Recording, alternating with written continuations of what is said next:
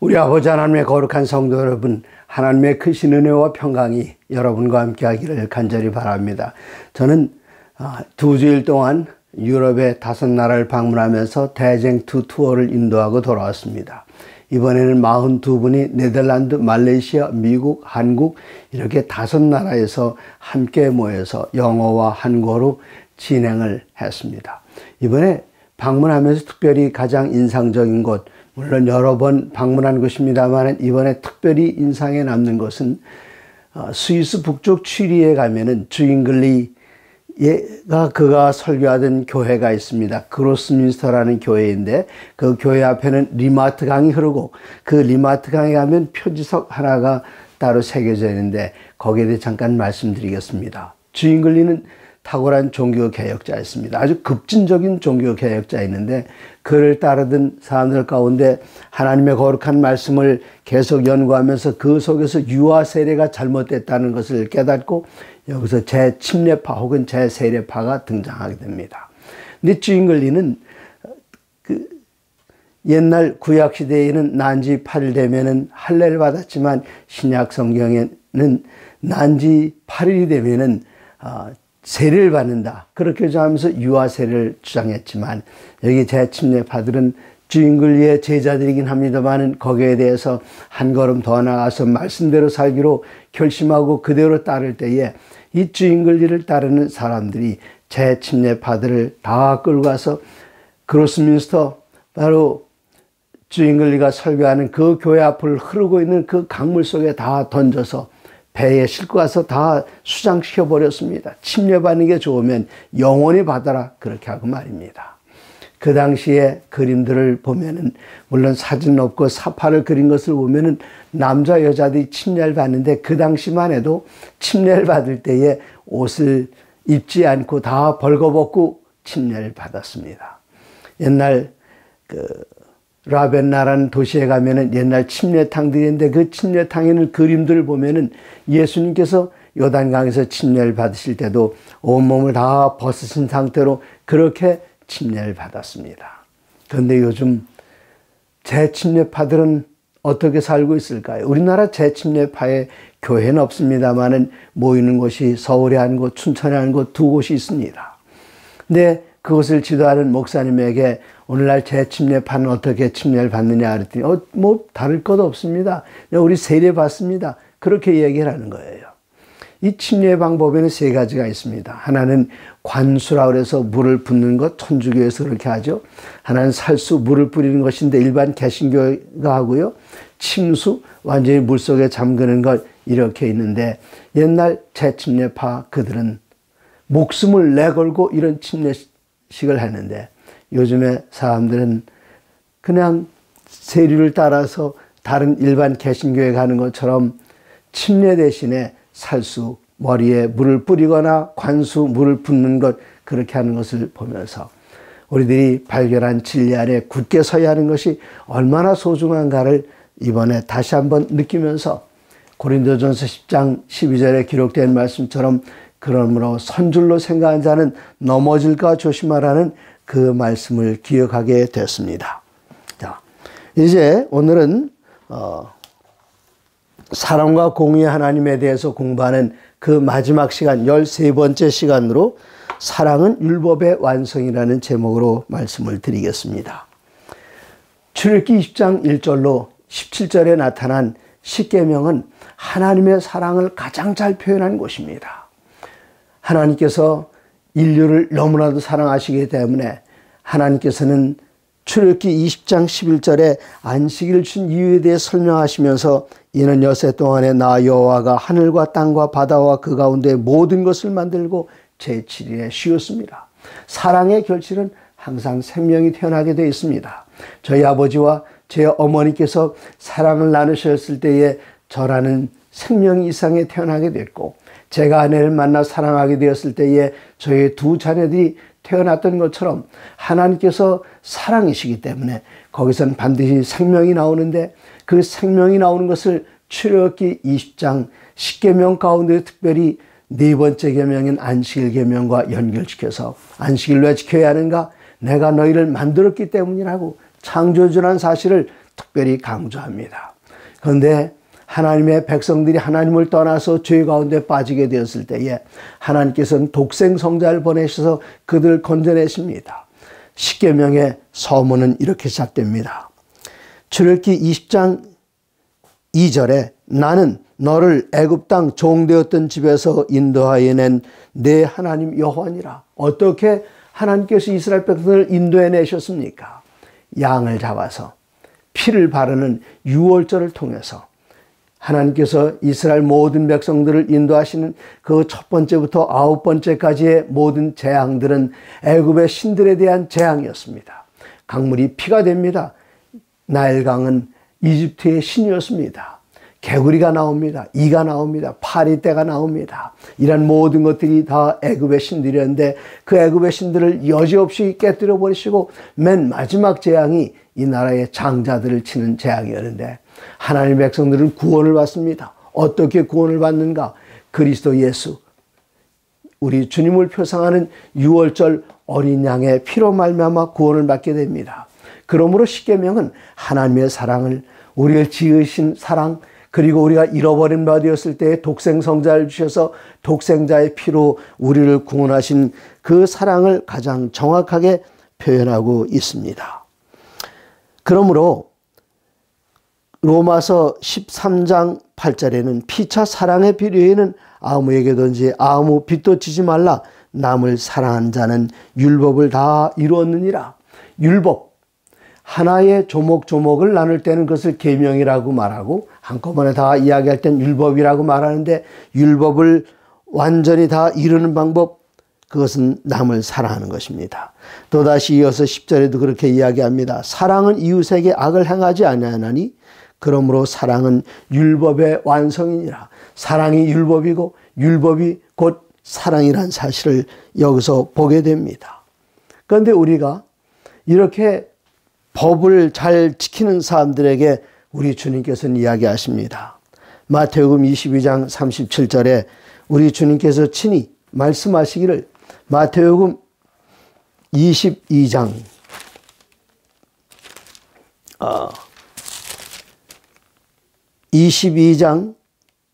37절에는 이렇게 이야기하셨습니다.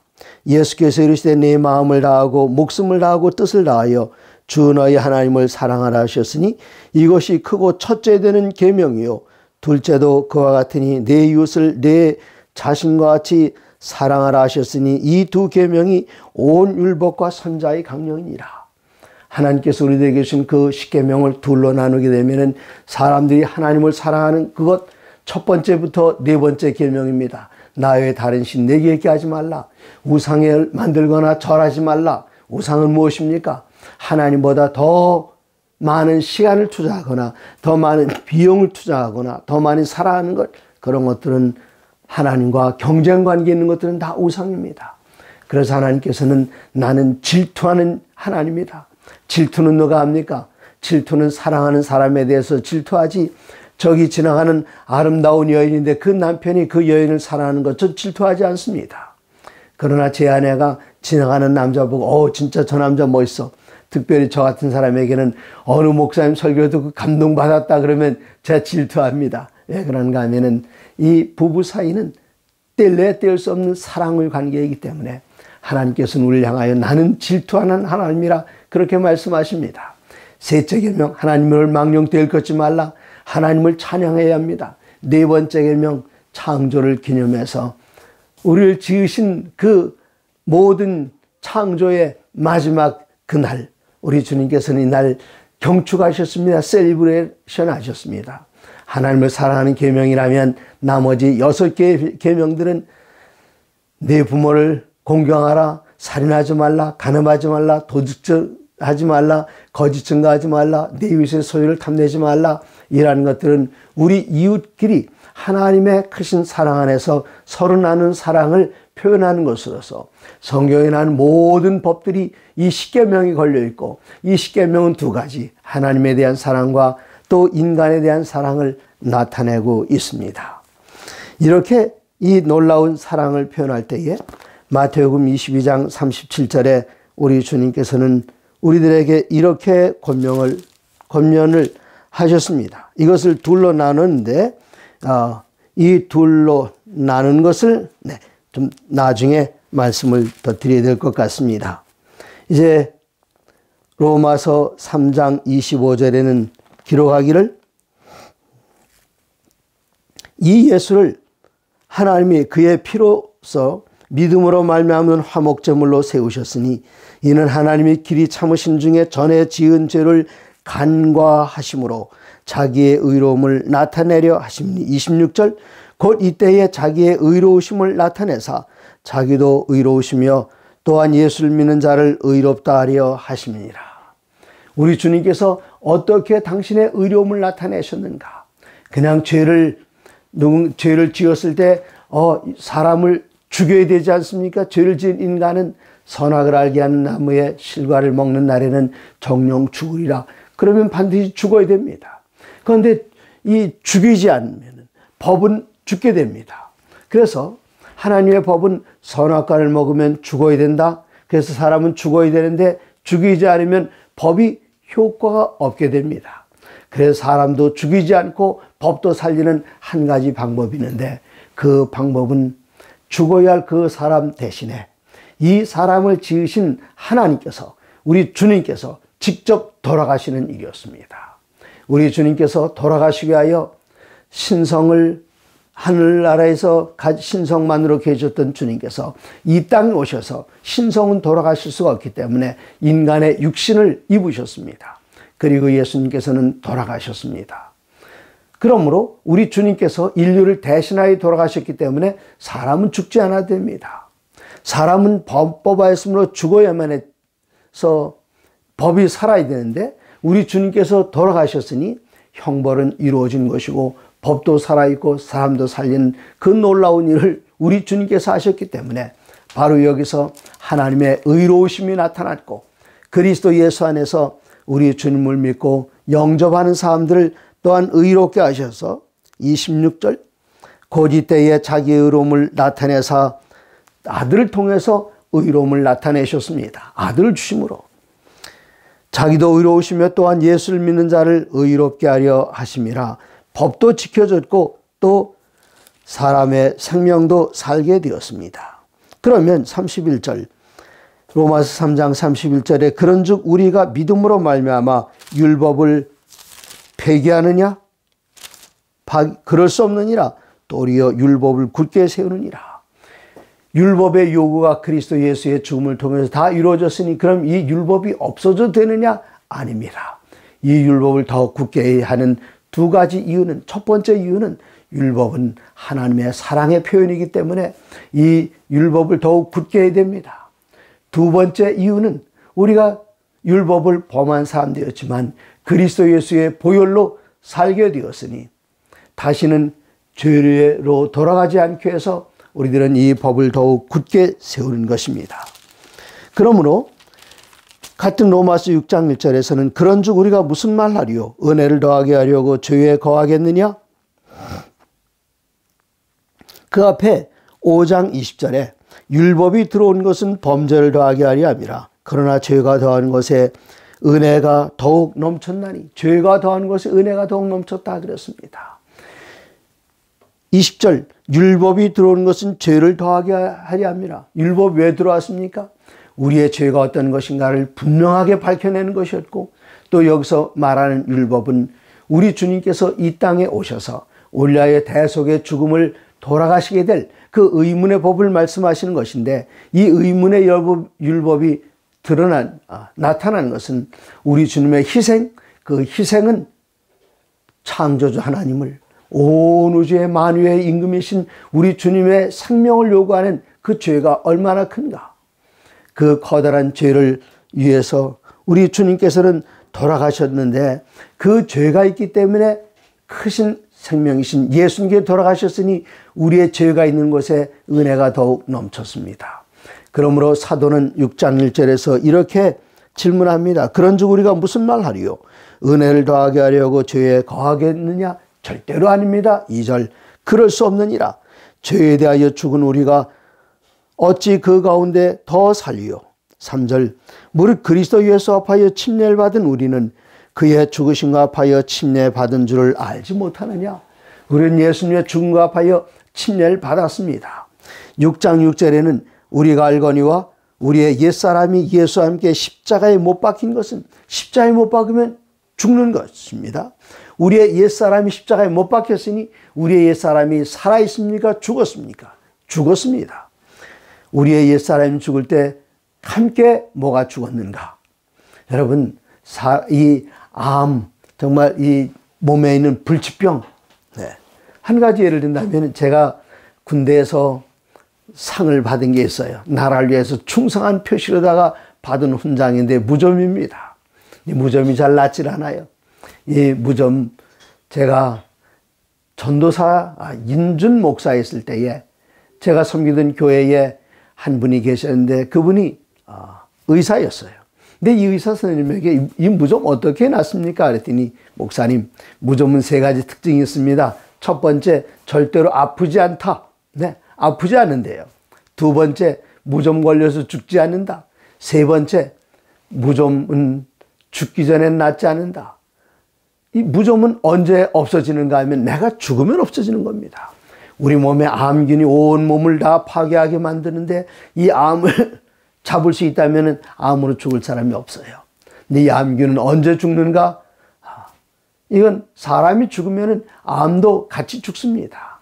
마찬가지로 우리의 옛사람이 십자가에 못 박혀서 죽었다면 무엇도 같이 죽어야 되는가? 우리의 죄도 같이 죽어야 됩니다. 6장 6절 로마서입니다. 우리가 알거니와 우리의 옛사람이 예수와 함께 십자가에 못 박힌 것은 죄의 몸이 죽어 다시는 우리가 죄에게 종노릇하지 않게 하려 함이니. 7절, 이는 죽은 자가 죄에서 벗어나 의롭다 하심을 얻었음이니라. 우리가 완전히 십자가에 못 박혔다면 우리의 죄도 완전히 못 박혀서 이제는 다시는 죄에게 종노릇하지 않습니다. 근데 죄에게 종노릇하지 않는 거기에 대한 그 처방이 무엇인가? 그게 바로 십계명입니다.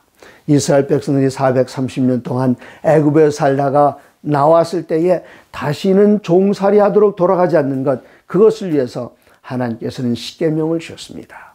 그러나 이 하나님의 거룩한 계명을 범하게 되면 다시 종의 상태로 돌아가게 됩니다. 그런 일이 있습니까? 네.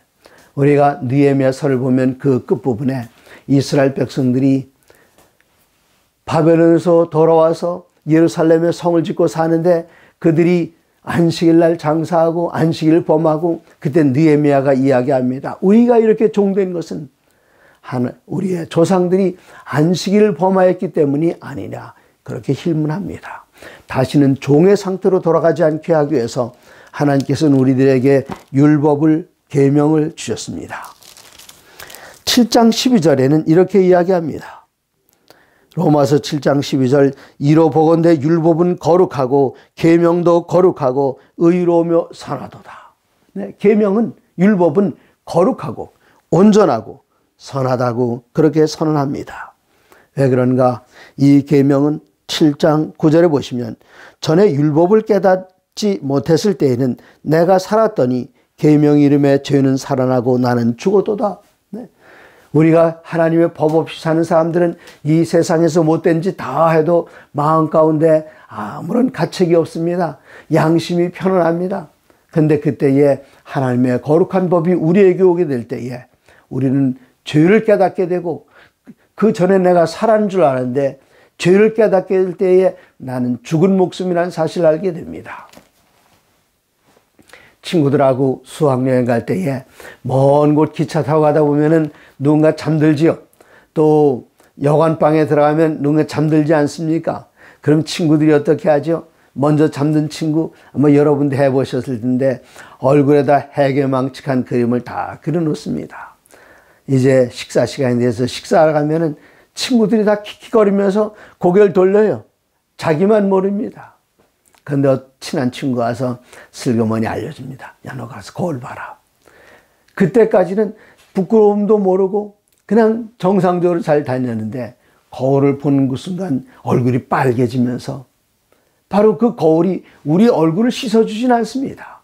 거울이 우리 얼굴이 지저분하고 더럽고 뭔가 그려졌다는 사실을 알려주는데 율법의 역할이 그렇습니다. 하나님의 계명의 역할이 그렇습니다.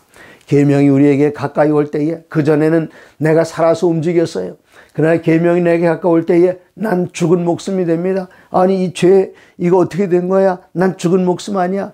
죽음이 계명이 우리를 살려주진 못하지만 우리를 살도록 인도하는 그 일을 계명이 합니다. 그래서 7장 10절에는 생명에 이르게 할 그 계명이 내게 대하여 도리어 사망에 이르게 하는 것이 되오도다. 죄가 기회를 타서 계명으로 말미암아 나를 속이고 그것으로 나를 죽였는지라. 12절 이로 보건대 율법은 거룩하고 계명도 거룩하고 의로우며 선하도다. 그렇게 표현했습니다. 그럼 우리들은 어떻게 하면 살 수 있을까요? 예레미야 31장에는 참으로 놀라운 말씀이 기록되어 있습니다. 예레미야 31장에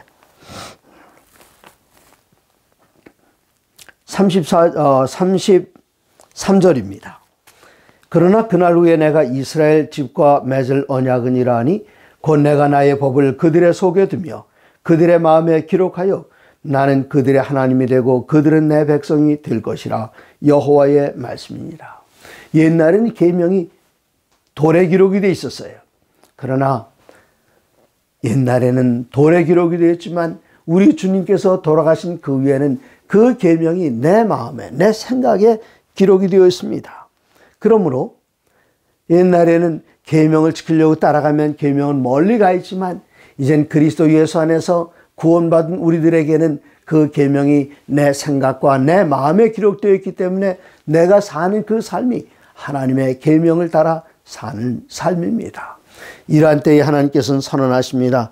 34절 끝부분에 내가 그들의 악행을 사하고 다시는 그 죄를 기억하지 아니하리라. 여호와의 말씀이니라. 하나님께서 뭘 기억 안 하신다고요? 우리의 죄를 다시는 기억하지 않으신다. 얼마나 놀라운 약속의 말씀이십니까? 이 감동적인 말씀을 히브리서 8장 10절에 다시 인용했습니다. 히브리서 8장 10절에는 또 주께서 이르시되 그날 후에 내가 이스라엘 집과 맺을 언약은 이것이니 내 법을 그들의 생각에 두고 그들의 마음에 이것을 기록하리라.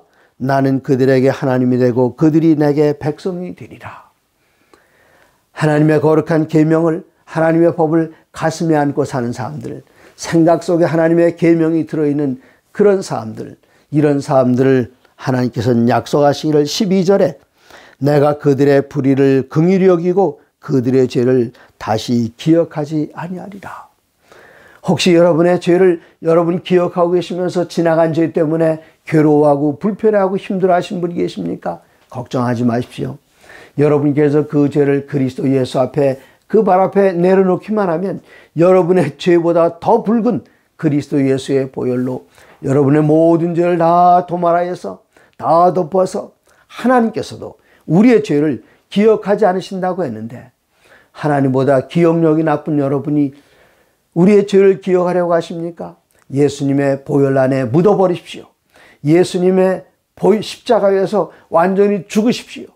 그러면은 여러분 옛사람만 죽는 것이 아니라 십자가에 여러분의 죄도 못 박혀서 죄도 완전히 죽었으니 그 죽은 죄의 시체를 다시 들여다보면서 다시 꺼내서 걱정하거나 염려하지 마시기 바랍니다.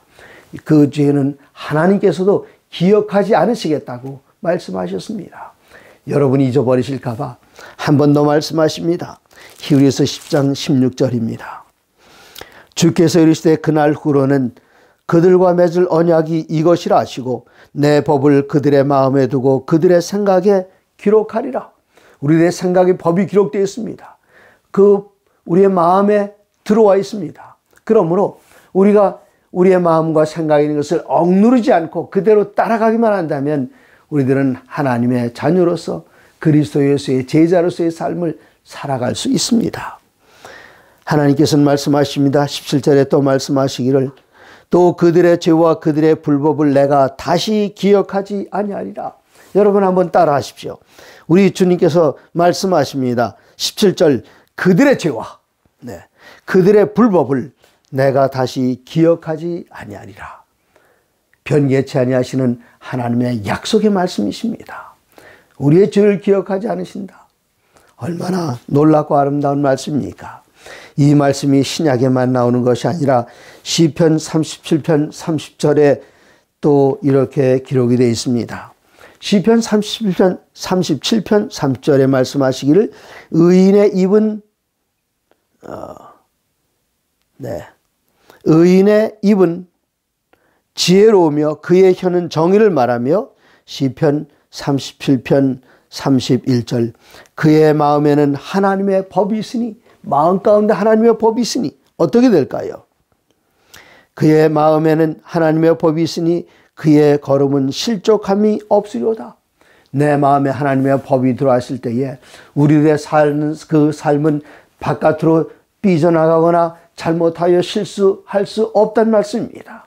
사랑의 법, 하나님의 말씀의 법이 우리의 마음 가운데 있으니 우리의 가는 길은 평탄하게 될 것입니다. 하나님 안에서 말입니다. 자, 그런데 이 하나님의 법 가운데 사는 분들 가운데 너무나 이 법에 대해서 생각을 하다 보면은 이런 실수를 범할 수가 있게 되는데 예수님께서는 거기에 대해서 이렇게 경고하십니다. 마태복음 23장 23절에 이르시기를 화 있을진저 외식하는 서기관들과 바리새인들이여 너희가 박하와 회향과 근처에 11조를 들이되 율법에 더 중한 바 정의와 긍휼과 믿음은 버렸도다. 많은 사람들이 박하, 근채 이런 채소들 여기에 11조는 드리지만 가장 중요한 것 그 정신은 버렸단 말입니다. 우리가 하나님의 법 안에 거하면서 법의 정신이 무엇인가? 그것이 사랑이라는 사실을 분명하게 아셔야 되는데 신명기 5장에는 하나님의 거룩한 십계명이 기록이 되어 있습니다. 특별히 안식일 계명을 보시면 15절에 너는 기억하라. 뭘 기억하라고 하셨을까요? 안식일 기억하라. 여기 신명기에는 안식일 대신에 이 사실을 기억하라고 하십니다. 내가 애굽 땅에서 종이 되었더니 내 하나님 여호와가 강한 손과 편팔로 거기서 너를 인도하여 내었나니 그러므로 내가 너를 인도해냈다. 그러므로 널 구원했어. 죄 가운데서 구원하고 속박 가운데서 구원해내고 종살이 하던 데 구원해냈으니 그러므로 무엇을 해야 될까요? 이어서 하나님께서 말씀하십니다. 그러므로 내 하나님 여호와가 내게 명령하여 안식일을 지키라 하느니라. 내가 널 구원했으니 다시는 죄로 돌아가지 마라. 어떻게 하면 돌아가죠? 안식일 지켜라. 그렇게 말씀하십니다. 그러므로 안식일의 정신은 해방의 정신입니다.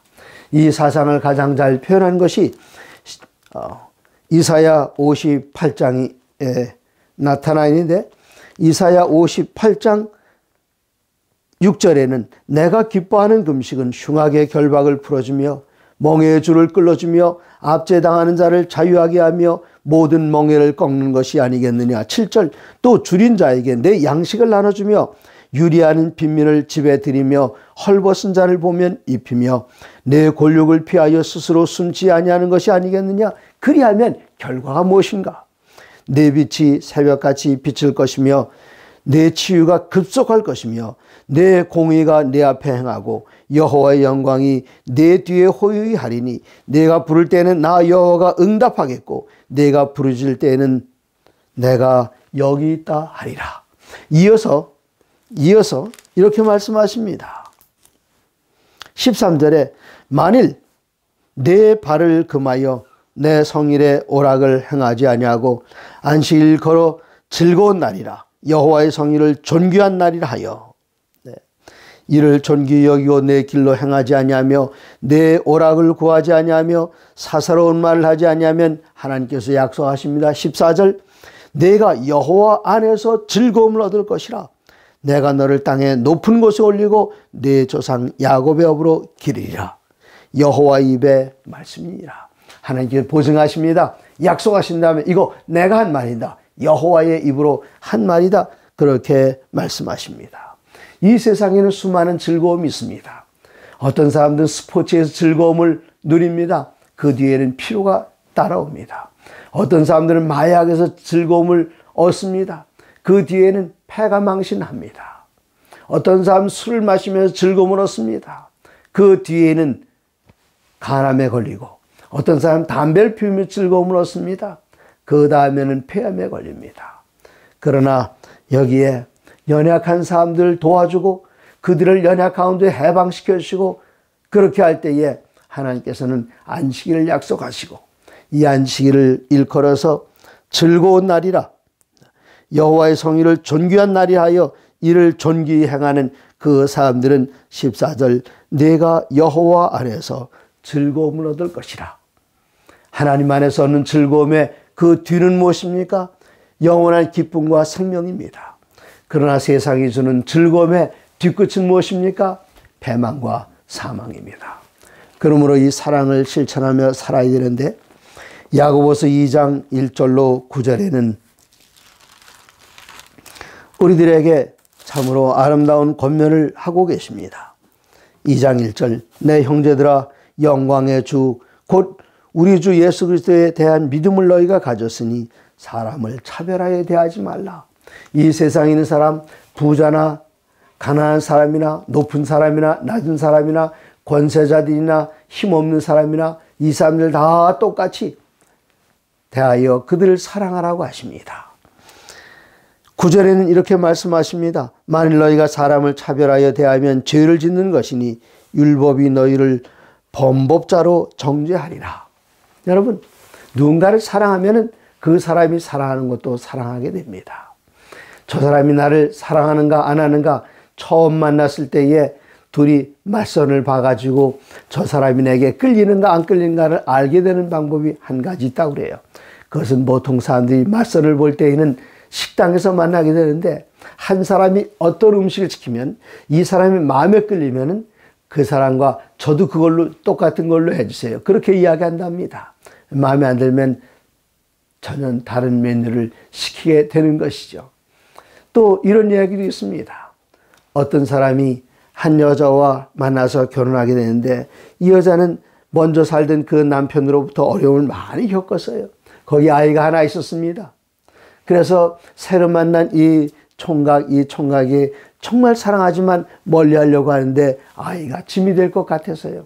이 총각은 어떻게 합니까?